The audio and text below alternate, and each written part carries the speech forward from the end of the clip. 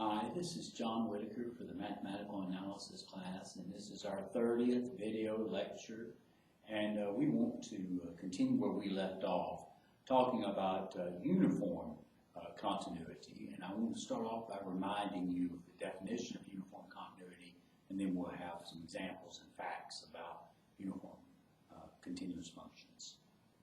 So here's the definition. So this is recall.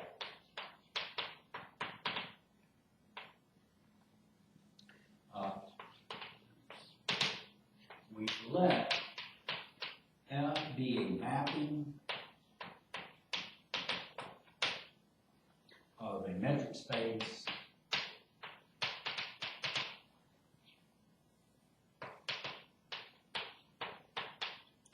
X into a metric space Y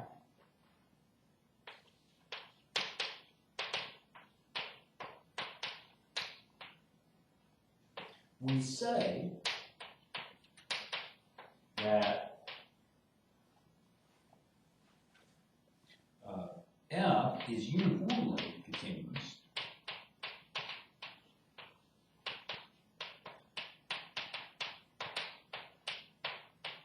on X if for each epsilon greater than 0 there exists a delta bigger than 0 such that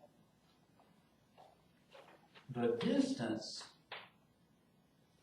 ny between f of p and f of q will be less than epsilon whenever, and this is true for all p and q element of E, with, so whenever the distance between P and Q in X, that distance is less than delta. So here again, just as a reminder, the difference between uniformly continuous and continuity, general continuity, is that the epsilon here depends the delta here depends solely on the epsilon. Whereas in just regular continuity, the delta will depend on the epsilon and possibly the point where continuity occurs. So maybe the P as well. Well, let's look at an example.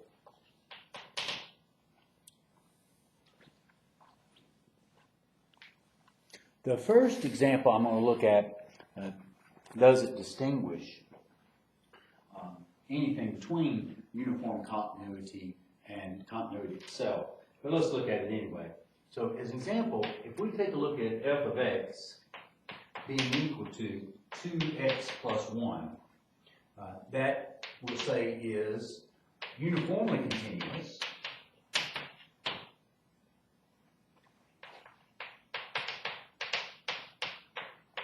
and continuous on R.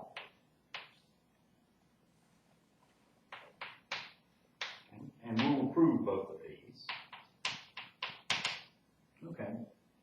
So the first proof is of uniform continuity.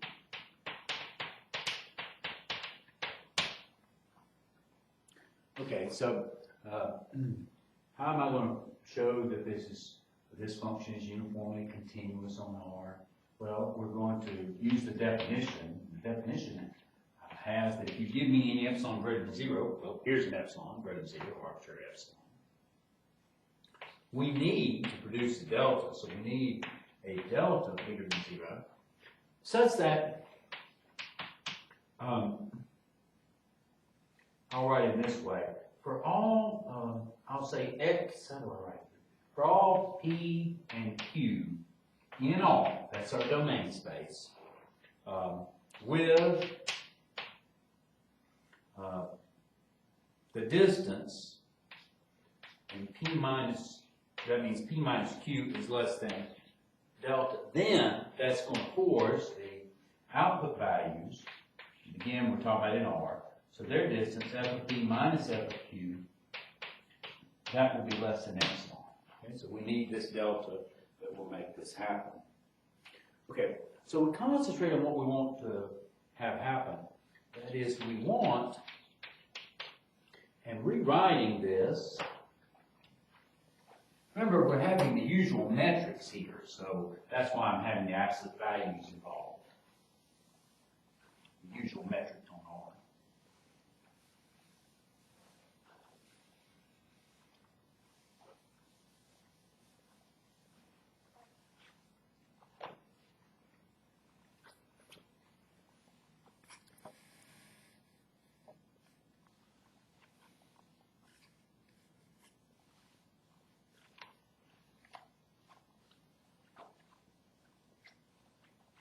Okay, we want, so f of p in this case is going to be 2p plus 1 minus f of q is going to be 2q plus 1. We want that to be less than epsilon. So we want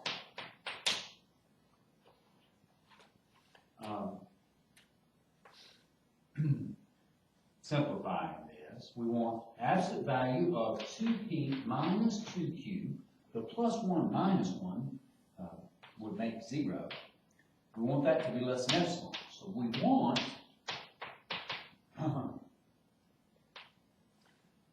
if you will, we factor out 2, it's absolute value of 2 times p minus q. We want this to be less than epsilon. So that means we want p minus q inside absolute values to be less than epsilon over 2. So in this case, we let delta be equal to epsilon over 2.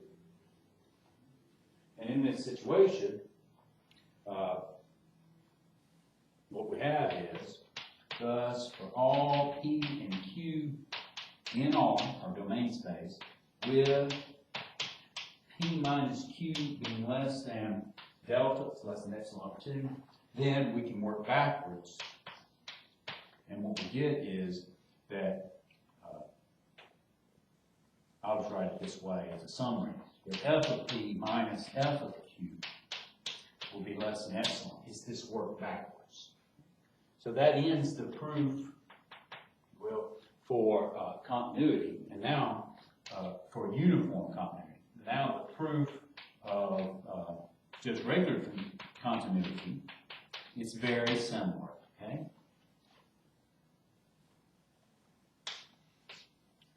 So we'll let Z be an element of R. Okay? We want to show, instead of calling it Z, let's call it T. We want to show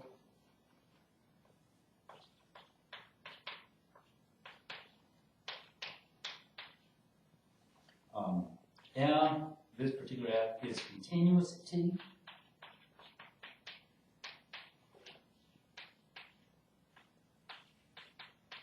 You know, my goal is to show that this particular F is continuous on R. And so I'm just taking an arbitrary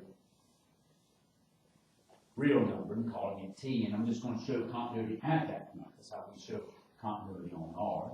It's continuous at every real number. So T is my arbitrary real number.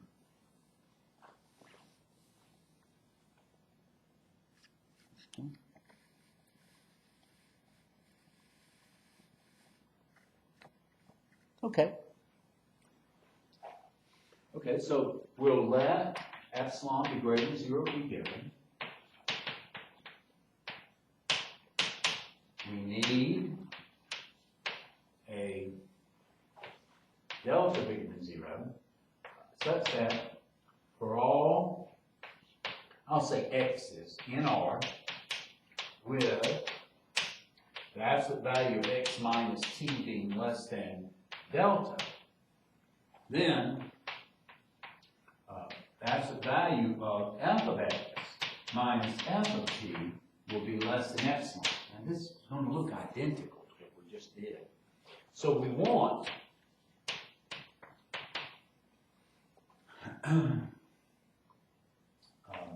this is going to be 2x, I think our function was plus 1, minus, this is going to be 2t plus 1, We want this to be less than epsilon, so we want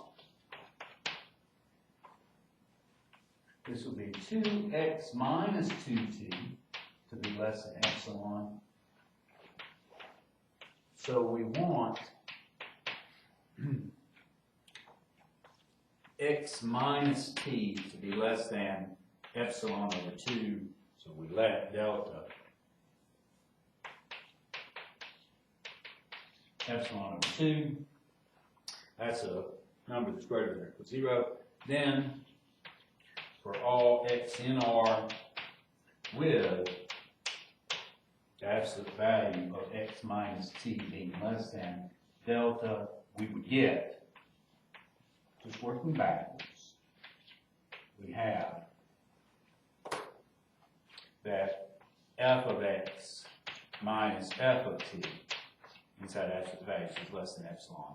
And so this says f of x equaling to 2x plus 1 is continuous on R. So that ends that proof. Okay, that ends that example.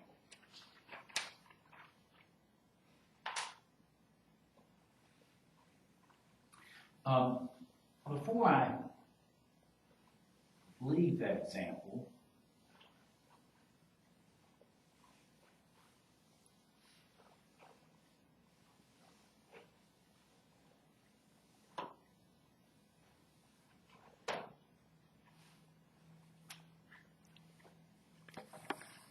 let me look at it pictorially just for a second.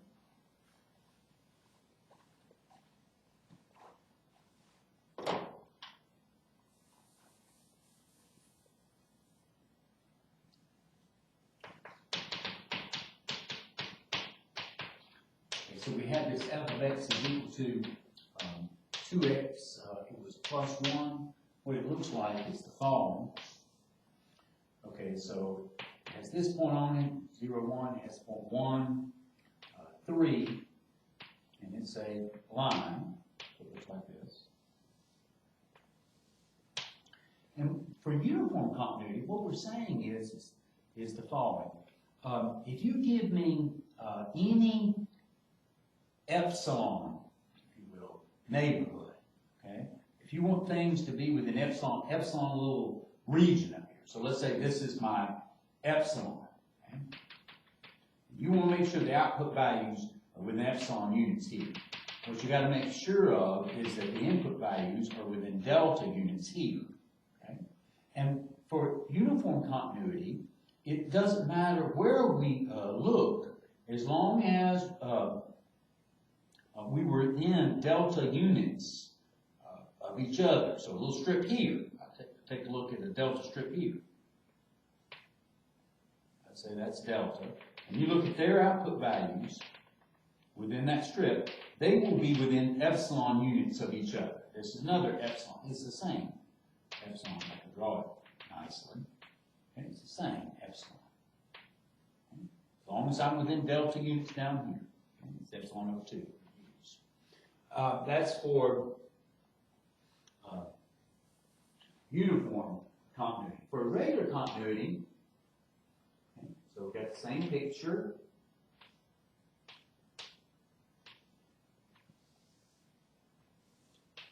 It's supposed to be a straight line. And, you know, if you give me a particular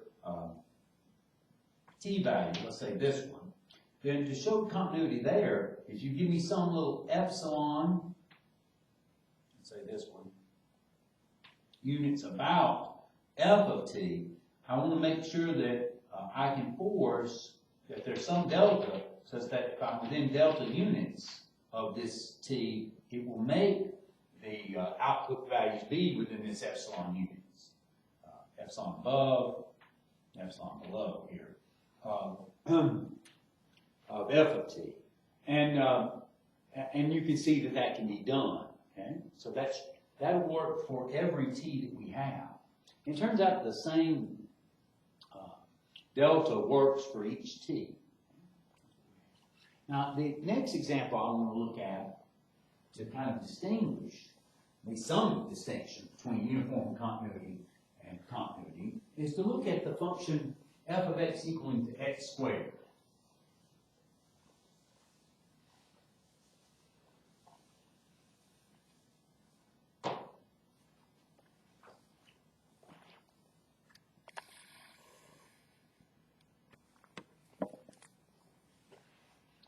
Here's my example. F of x equaling to x squared is continuous on R, but not uniformly continuous.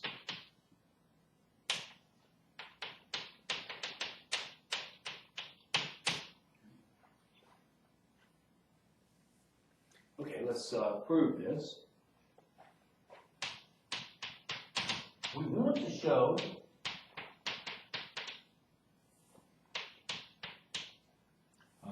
f of x equaling x squared is continuous on R. Okay, one way of doing this, an easy way of doing this, okay, really easy. An easy way of doing this is we could use the fact that f of x equal to x is continuous. It's easy to show that on R, and then if you multiply two continuous functions, that's continuous. Okay? And we pick up these complex value functions, and that's how we get the result. But instead, I'm going to do it with a little bit more details in terms of using the definition. Okay? So we're going to let, so I'm going to use the definition of continuity. I'm going to let T be an element of R. We want to show that this F is continuous with T. Okay? And so to do this, we'll let epsilon be greater than 0 be given.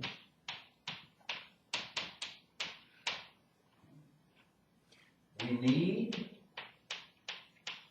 a delta bigger than 0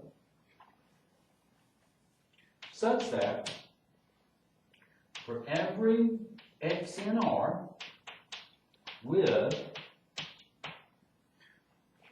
x minus t being less than delta, then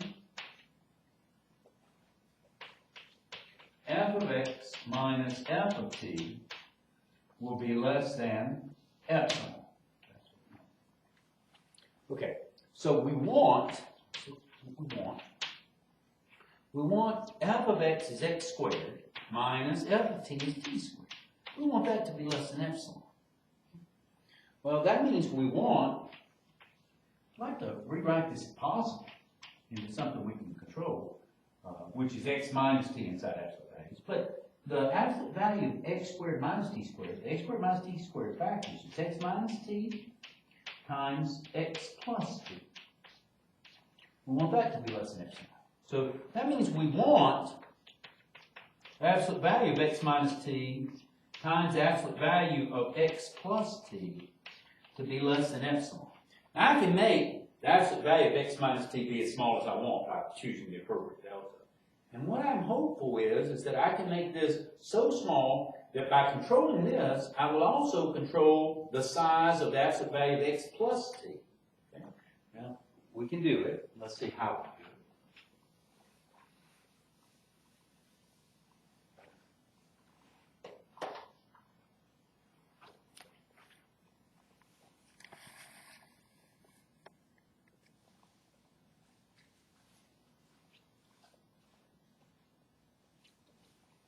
Okay.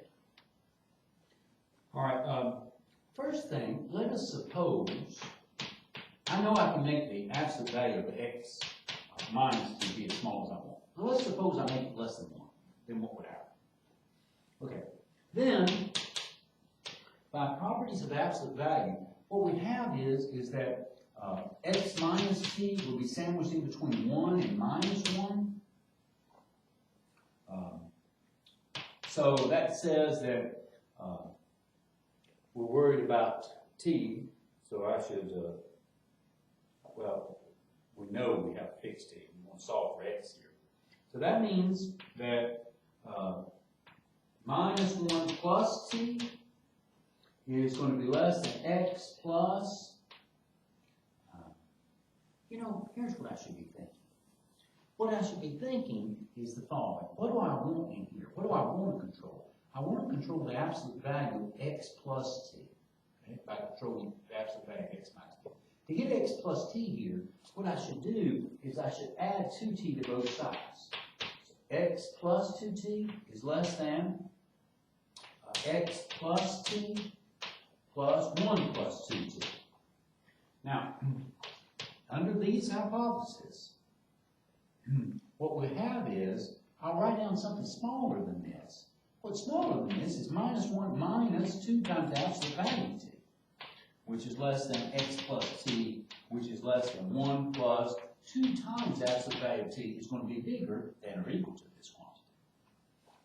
So, remember, this is all under the hypothesis that x minus t inside absolute value is less than 1. So when this is happening, we have the absolute value here. This inequality gives me an absolute value inequality. The absolute value of x plus t will be less than 1 plus 2 times the absolute value of t.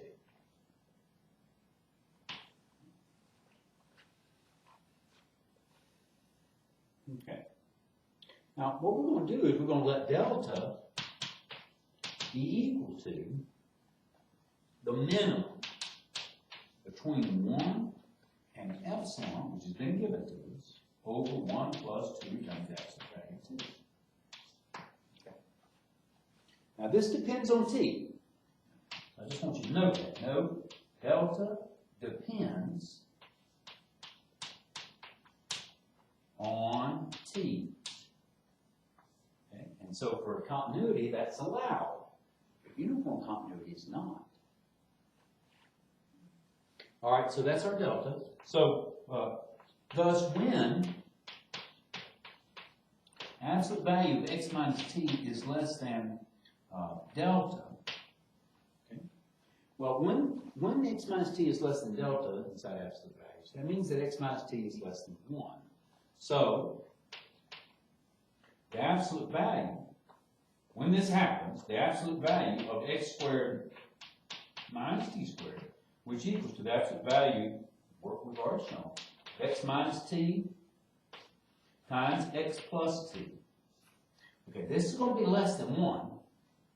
And so that's going to force this, the absolute value of x plus t, by our work on this board,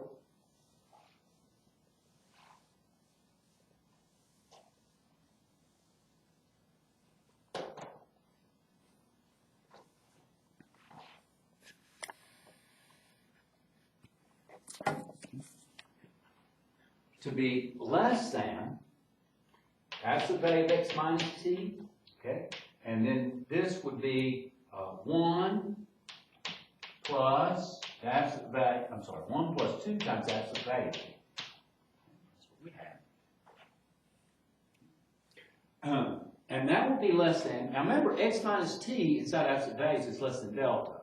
So it's less than 1, and it's less than epsilon over 1 plus 2t. So replacing this with something bigger than it, namely epsilon over, bigger than or equal to, 1 plus, well, bigger than 1 plus 2 times absolute value of t. And then this is still times 1 plus 2 times the absolute value of t. That's going to be equal to epsilon. So we have shown through this work that f of x is continuous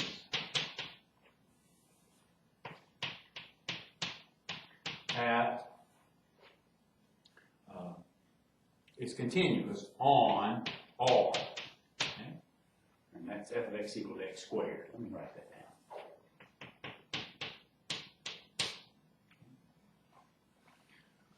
Okay, before I go any further for the uniform continuity, let me just write this down. For the uniform continuity,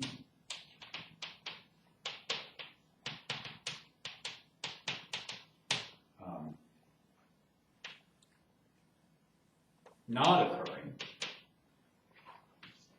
The reason we can see this pictorially, here's what x squared looks like.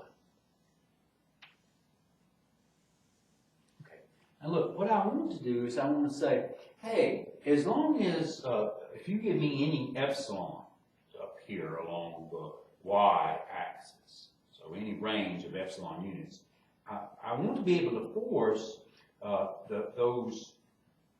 I want to be able to find a delta such that, that's a range here, if you will, along the x units, such that anytime you give me any 2 points within delta units of each other, I'm going to get the output values within epsilon units of each other.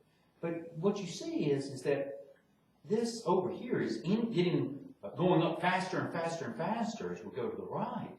And so what happens is that if you give me some epsilon units here, I'm going to have to take the delta units here, but if you give me the same epsilon units up here, the delta units have to take to make sure that the output values will be within epsilon units of each other are really, really close together. And it's going to, I'm going to have to always be getting closer and closer together for the input values here to make them be within epsilon units.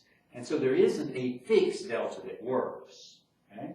That's what happens here. There isn't a fixed delta that works. But how do we show this? How do we logically argue this with symbols? Well, that's what we'll do next.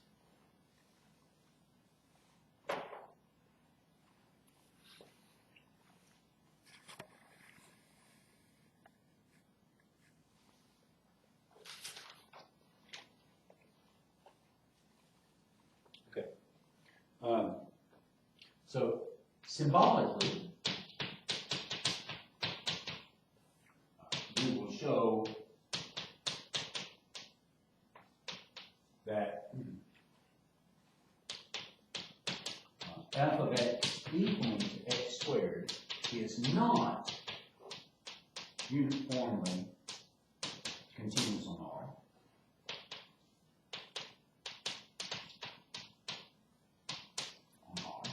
Assuming the definition doesn't hold true.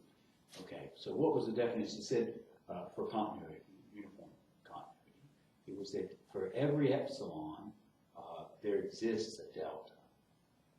Such that for all x and p, such that their distance from each other was less than delta, that the output values, f of x and f of p, their distance from each other will be less than epsilon. Well, the contradiction of that is that not for every epsilon, but there exists an epsilon. So what we're going to do is we're going to let epsilon be equal to 1. I'm going to show that definition doesn't hold. That it's not true for every epsilon. I'm going to look at this epsilon in particular. This epsilon equal 1. Okay. Then what I'm thinking is no matter what delta you give me, for any delta,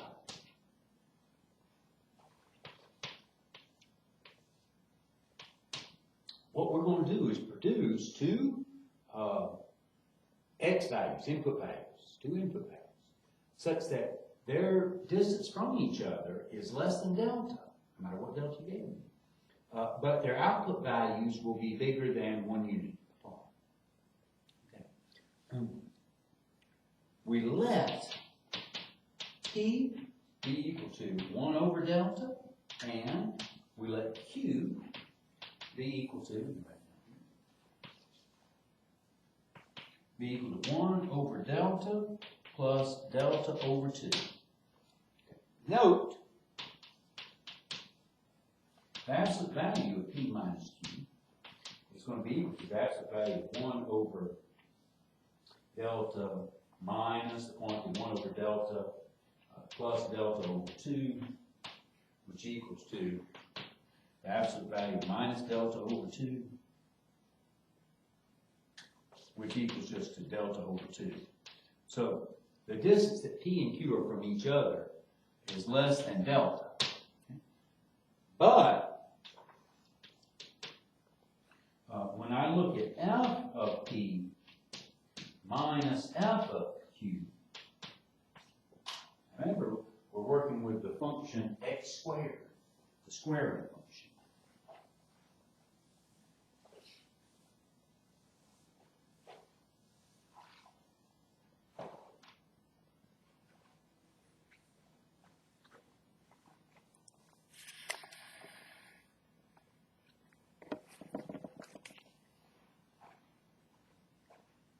That's going to be equal to, so that's going to be 1 over delta, it's actually f of 1 over delta minus f of, it was 1 over delta plus delta over 2, which is equal to, let's see, this is 1 over delta to be squared minus 1 over delta plus delta over 2 to be squared inside absolute values. Okay. And that's equal to 1 over, inside absolute value, 1 over delta to be squared minus, this would be 1 over delta to be squared plus, you multiply these together, which would just be 1 over 2, and you would double it, so it'd be 1, plus, here, you square the last one, be delta squared over 4, inside absolute values. Now that's equal to, well, the 1 over delta squared minus the 1 over delta squared is nothing. So it's the absolute value of minus 1 minus delta squared over 4, which equals to 1 plus delta squared over 4. Now, delta's a positive number. Squared, you still get a positive number. Divide by 4, you get a positive number. So it's bigger than 0, so this is bigger than 1. And that shows f of x is not uniformly continuous. Because I can find, no matter what delta you give me, I can find 2 points that were within delta units of each other, input values that are within delta units of each other, but their output values are not within 1 unit of each other. Okay. All right, well, there is some relationships between continuity and uniform continuity.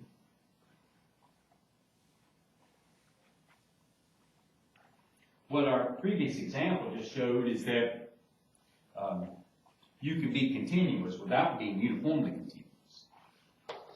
But it turns out as a fact that if you're uniformly continuous, then you're going to be continuous in our settings of metric spaces. And that's the theorem we want to state and prove next. So let F be a mapping of a metric space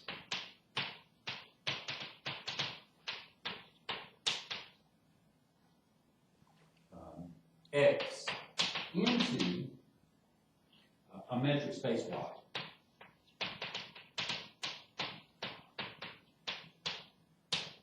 Then F is uniformly continuous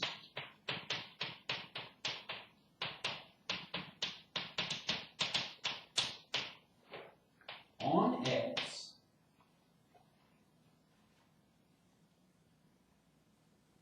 then I should say if F is uniformly continuous on X, then F is continuous on X. And the proof is really easy. So here, let F map X into Y and F be uniformly continuous on X.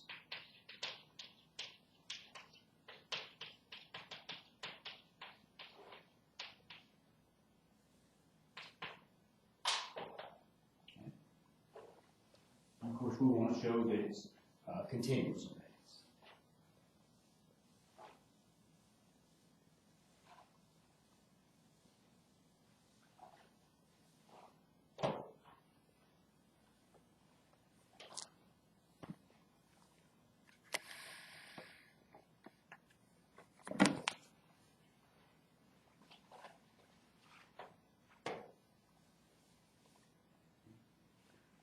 We want to show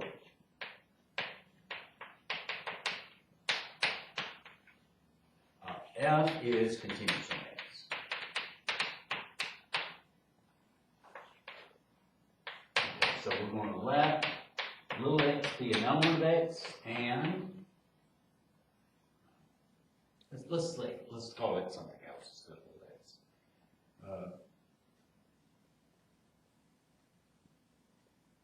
Let's let P, that's what I'm going to say. Let P be an element of X. Okay, so I want to show continuity at P, okay? I'll write that down.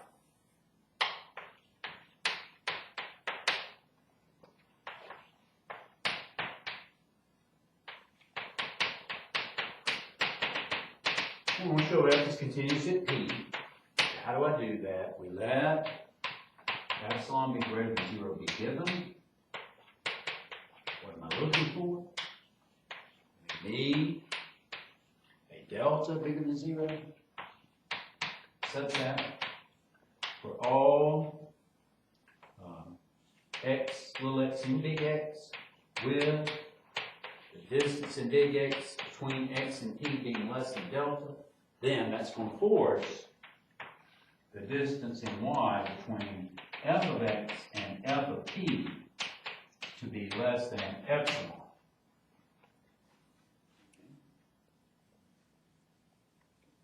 Well, how we're going to get this delta, we've been given this epsilon, we're going to get the delta because f is uniformly continuous.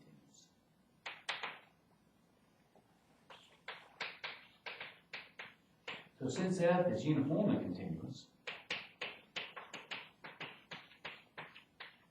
on X, there exists a delta bigger than 0.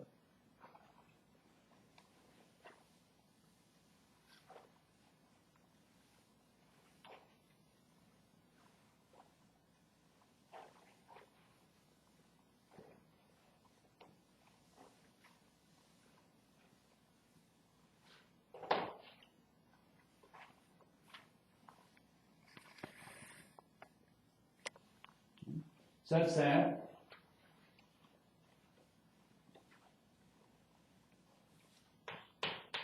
for all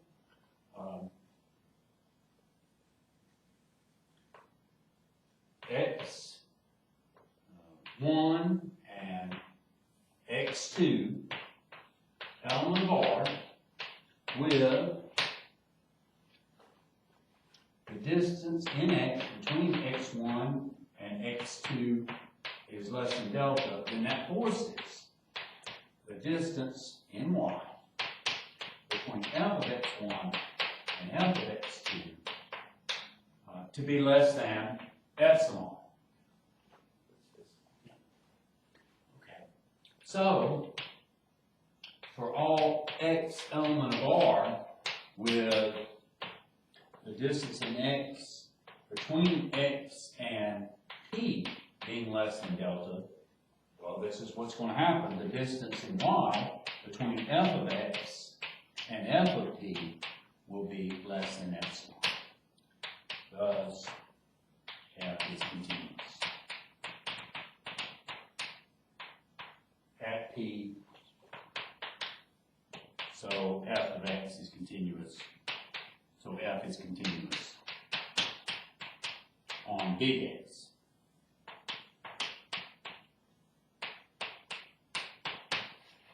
That is the proof. So the delta that worked for uniform continuity was the delta that would work to give us continuity.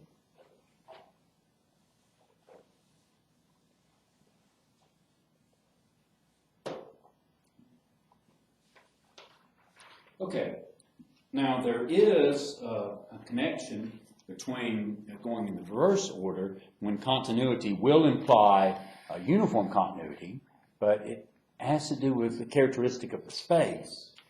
So here's the theorem.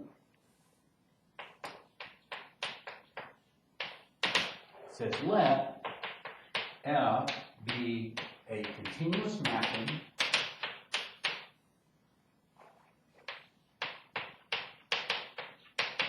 of a compact metric space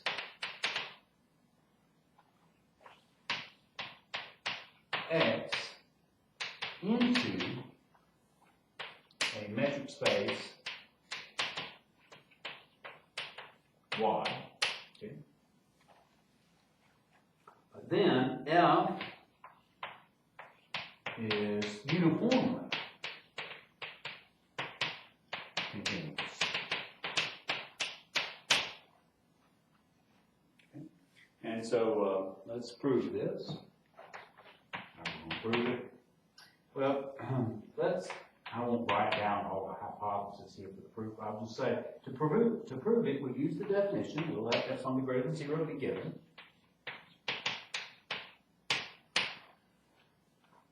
We want to show there exists a delta bigger than 0 such that for all P and Q in X with the distance in X between P and Q being less than delta, then that's going to force the distance in Y between F of P and F of Q to be less than epsilon. So we've got to produce this delta.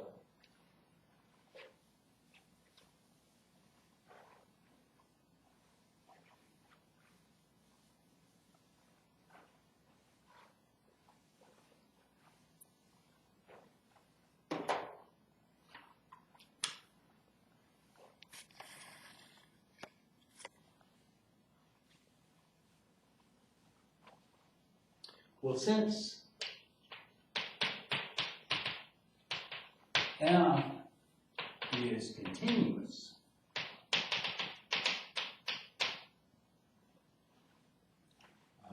at each P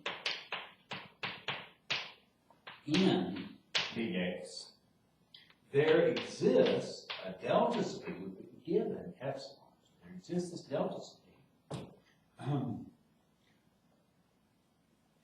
Such that for all Q in X with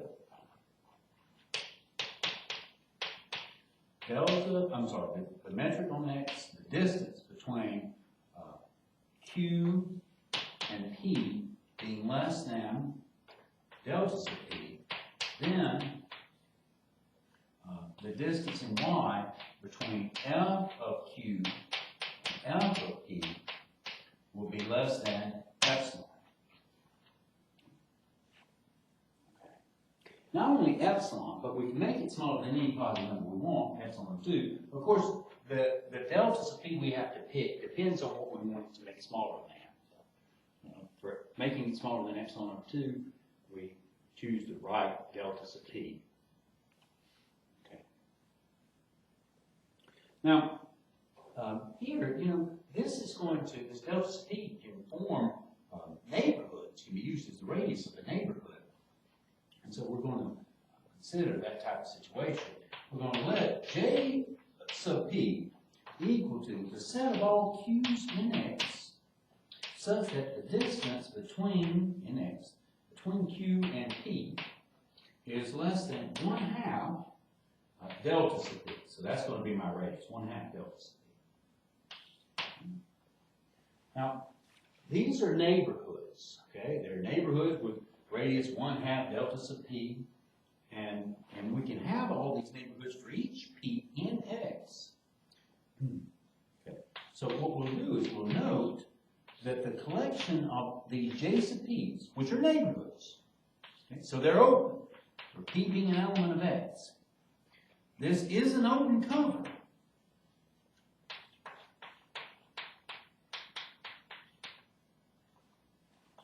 Of X. Well, what are we assuming about X? X is compact. Since X is compact, okay, there exists a finite subcover, and from that is J sub P's, this collection of J sub P's. And so the way we're going to illustrate that finite subcover is by looking at the indice P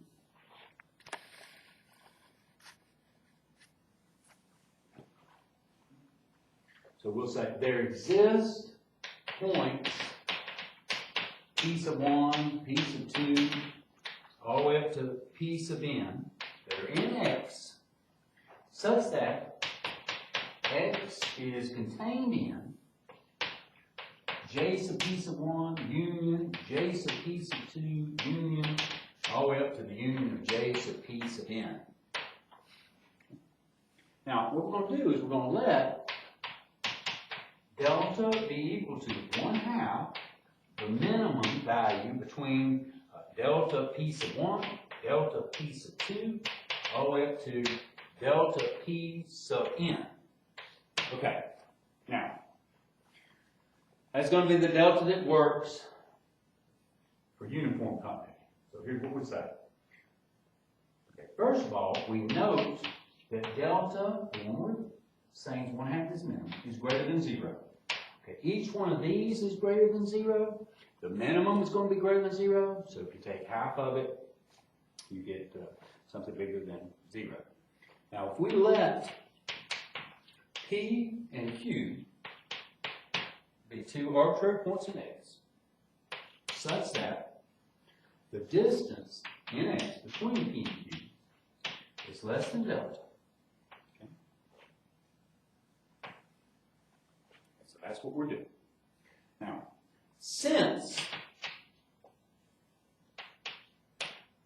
what we're trying to do is show that f of P, its distance from f of Q would be less than epsilon is given to us. But we'll say, since X is contained in the union as I runs from 1 to n of the j sub p sub I, then there exists an m that's an element from 1, 2, all the way up to n, okay, such that P is an element of j sub p sub m. Okay, so P is in X. This covers X. So P's got to be in at least one of these sets, which we call j sub p sub m.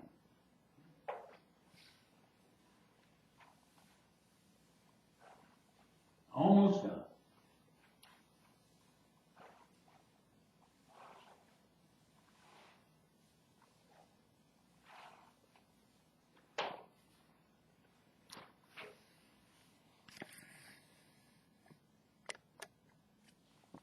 Okay.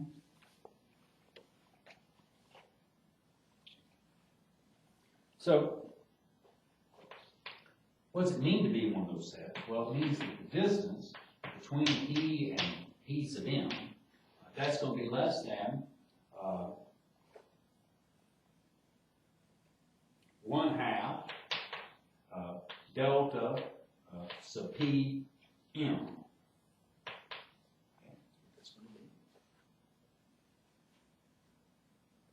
Okay. Also, if you look at the distance in X between Q and P sub m, that's going to be less than or equal to the distance between Q and P plus the distance between P and PM. Okay? That's by the quality characteristic of a metric. And this is less than, well, we chose the Q and P to be less than delta, okay? Plus, this is 1/2 delta sub PM, okay? And so, this is going to be, well, to be less than delta means you're less than 1/2 the minimum between the delta sub P sub i's, if you will, and P sub m is one of them. So this is 1/2 delta sub P sub m plus 1/2 delta sub P sub m, which equals to delta sub P sub m. That's what we have. All right.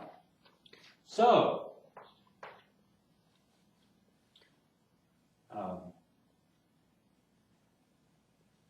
what that says then, the distance in y between f of P and f of Q is definitely going to be less than or equal to the distance in y between f of p and f of pm plus the distance in y between f of pm, come on, and f of q. Okay, that's by property of a metric.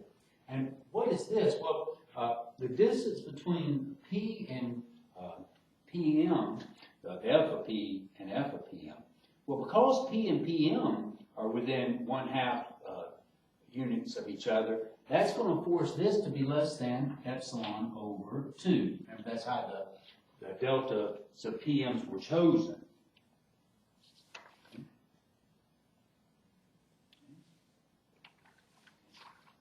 And then plus, here, the PMs and the QMs, they're less than delta sub PM as well. Okay? Their distance in X. So their distance in Y is going to be less than epsilon over 2, and that's equal to epsilon. And so that says F is uniformly continuous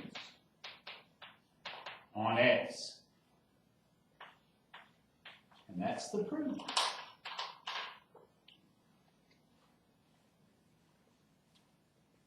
And maybe I could rewrite this a little bit more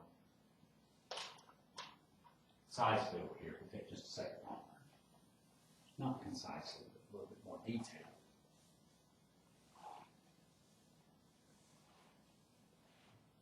So what did we just show? This is what I want to do, summarize. So, for all P and Q in X with the distance in X from P to Q being less than delta, what we've shown is the distance in Y between F of P and F of Q will be less than epsilon. So, F is uniformly continuous on X.